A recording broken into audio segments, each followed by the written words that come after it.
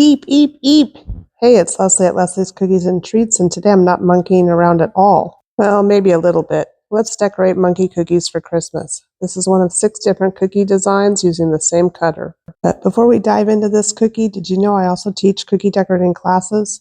Do you want to learn how to create a cookie platter just like this? Join me and learn to build this adorable Christmas Village cookie platter. Following step-by-step video tutorials, you'll learn how to make royal icing transfers, how to make wood grain icing, and so much more. See the details in the description.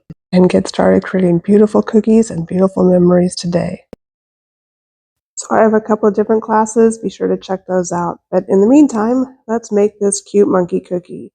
So I'm just going to outline the area for his hat here, and I'm going to put the tail on the opposite side of where the ball is for this cookie cutter. So I'm just going to make a little tail of the hat and separate that with a line of royal icing. I'm just going to let this hat dry a little bit, so I'm going to move on down to the ear, and I'm just going to put a glob of royal icing. You know, the glob, that's a technical term. And then I'm going to use my paintbrush to flatten that out, and this will be the inside of the monkey's ear. And then let's go down to the bottom of the monkey, his muzzle, his snout, I don't know, the bottom part of his face, whatever that's called. And we'll outline and flood that in with a light tan icing. My icing is about a 15-second consistency, and I'm just going to flood that in, and then I'll use my scribe to settle the icing down and get it out to the edge. If your icing is not a 15-second consistency, then you do not want to pipe right next to the edge because it will overflow possibly. And then we'll let that bottom part of the face dry while we move back up to the hat. And I want to flood in the hat, being careful not to pipe over that line that separates the tail from the hat. And then as always, I'll use my scribe to settle the icing out and get it out to the points, kind of shape it a little bit. And I have a lot of air bubbles in this icing, so I'm trying to pop those here. I also want to push the icing a little bit closer to that line, separating the tail from the main part of the hat. I don't want to go over the top of that line. I want to keep that crease there. And here's a handy tip for popping air bubbles. If you lay your scribe sideways and just press down, those air bubbles just pop right up. Then I'm going to set this cookie side to dry until the icing crusts over, which will be at least 15 minutes. And then I'm going to come back in and flood in the outside part of his ear and a little bit of his face. And I'm kind of winging this here. I don't really have an idea of what I want to do in my mind. I just know that I want this to look like a monkey when it's done, and I'm just kind of winging it and having fun with this cookie cutter. So now that I've flooded in his ear, I'll just use my scribe to shape it and to pop any air bubbles. And I did the same thing to the other side, leaving a hole for the ball of the hat. And I'm just going to use my scribe to shape it, and then I set that aside to dry again.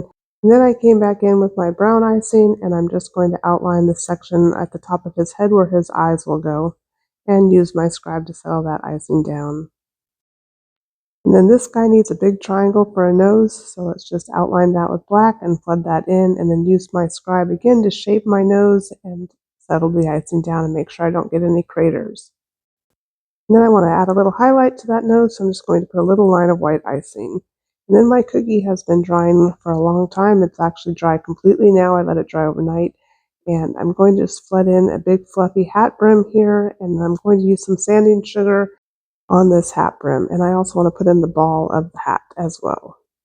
And I'm going to use my scribe just to make sure that that icing is all the way down to the cookie, because I don't want it to sink under the weight of the sanding sugar and create a crater. Just shake some of the sugar on and dust off the excess. And we'll add some eyes and a mouth, and then this little monkey will be done, and you need to let it dry completely before coming back in with your edible paints and adding a little fur-like texture that really kind of brings this monkey alive. So I will leave a link in the description of all the different gel colors I used to make these paints. But I am using 4 different colors thinned down with food grade glycerin. I do that because then I can use a dry paintbrush to smooth and feather the color out. So I'm just going to apply lines in all of the different colors all the way around this monkey. And then I'll take my dry paintbrush and I'll drag the color into the middle, and I'll just keep adding color and dragging it in until I'm satisfied with the way that it looks. And as this gel color dries, it will fade a bit and it won't be quite this bright when it's finished.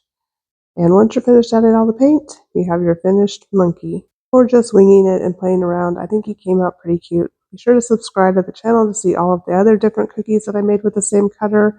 And thank you so much for watching. I really appreciate your support. See you later.